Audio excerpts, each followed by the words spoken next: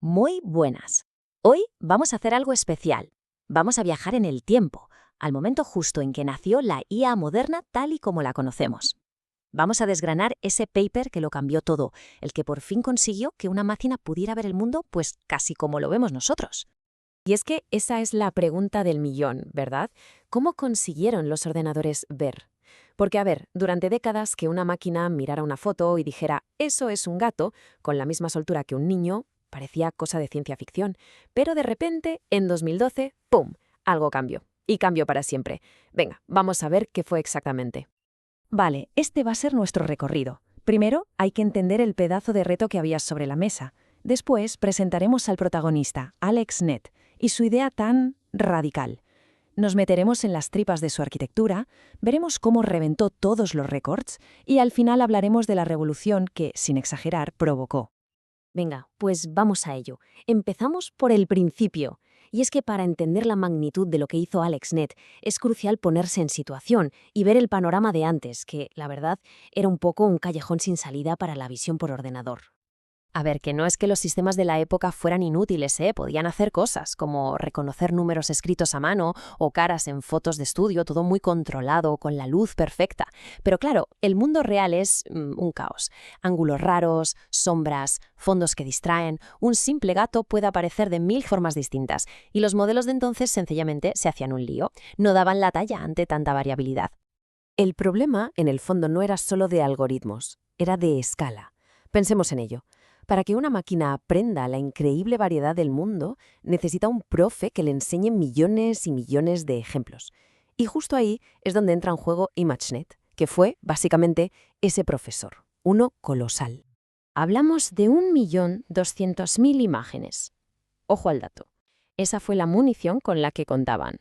Un campo de entrenamiento visual como nunca antes se había visto.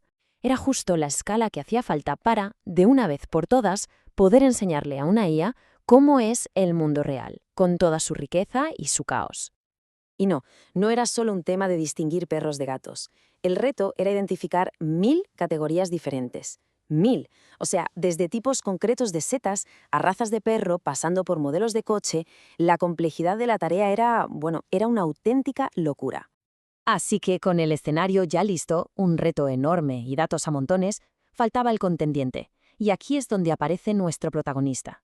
Un modelo que la verdad muchos veían con buenos ojos, pero lo consideraban impráctico. Demasiado grande, demasiado lento, carísimo de entrenar. Hablamos, claro, de la red neuronal convolucional, la famosa CNN. Lo que hace especiales a las CNN es que, en cierto modo, están inspiradas en cómo funciona nuestra propia vista.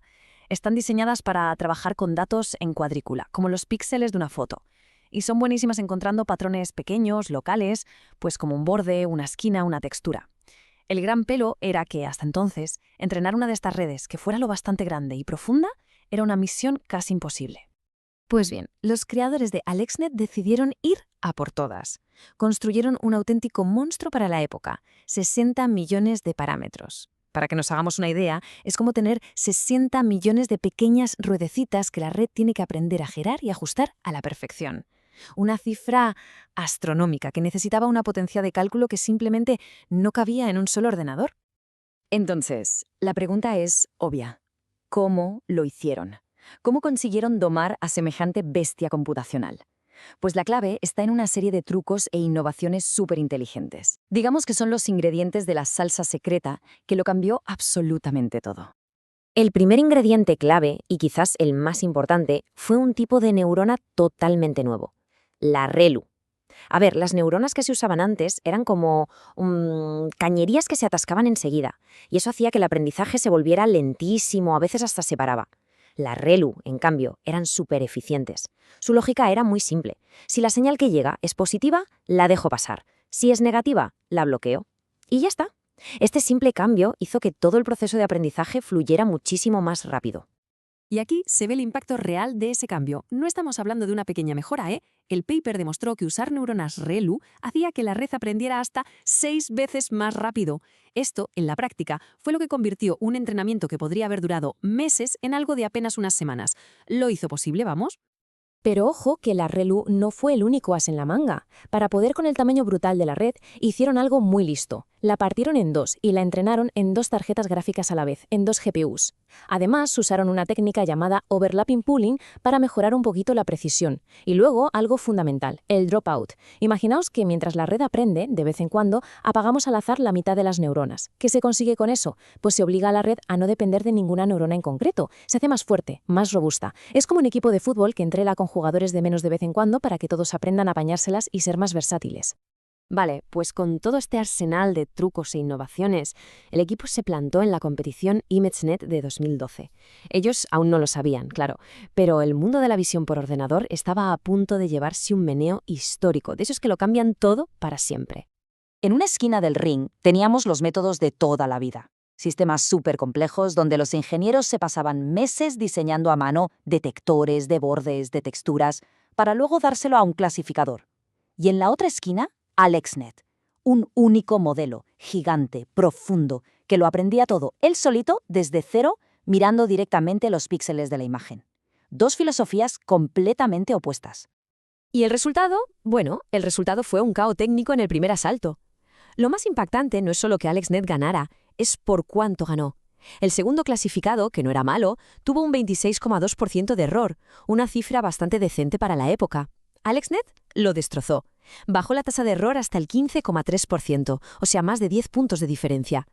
Esto no era una mejora incremental, era un salto cuántico que de un día para otro dejó obsoletos a todos los demás métodos. Pero bueno, más allá de los números, que son brutales, lo que es de verdad fascinante es intentar asomarse un poco a la mente de esta máquina, ver qué es lo que había aprendido en realidad. Mirad este ejemplo, es perfecto. Le enseñan una foto de un leopardo. Y sí, claro, la primera respuesta que da es leopardo, acierta. Pero fijaos en las otras 4, jaguar, guepardo, leopardo de las nieves. Son todo grandes felinos. Esto es clave. Nos dice que la red no estaba solo memorizando imágenes como un loro, no, estaba aprendiendo conceptos, había entendido, a su manera, qué es un gran felino. Y este otro caso es genial para ver sus límites. Le ponen una imagen un poco rara, ambigua. Es una cereza, pero tiene unas motas negras extrañas. Y ahí la red patina. Su primera opción es cereza, bien, pero luego dice dálmata, salsera, cosas que no tienen nada que ver. Es un recordatorio perfecto de que esto no es magia, es un sistema que aprende patrones, y si el patrón es confuso, pues se puede equivocar, como nos pasaría a cualquiera. Y con esto llegamos a lo más importante, al final, el legado. Porque este resultado no se quedó en una competición, no. Esto redefinió por completo el campo de la inteligencia artificial. La gran lección de AlexNet, la idea fundamental, es muy sencilla. La profundidad es crucial.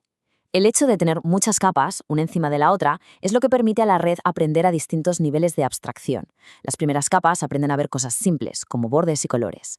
Las de en medio juntan eso para ver, no sé, ojos o ruedas. Y las capas finales juntan todo eso para reconocer caras o coches. Esa es la esencia del aprendizaje profundo, del deep learning. Y había llegado para quedarse. Y lo más alucinante es que los propios autores ya lo veían venir. En las conclusiones del paper, como se ve en esta cita, ya estaban soñando con el siguiente paso, usar estas redes tan grandes y profundas en secuencias de vídeo.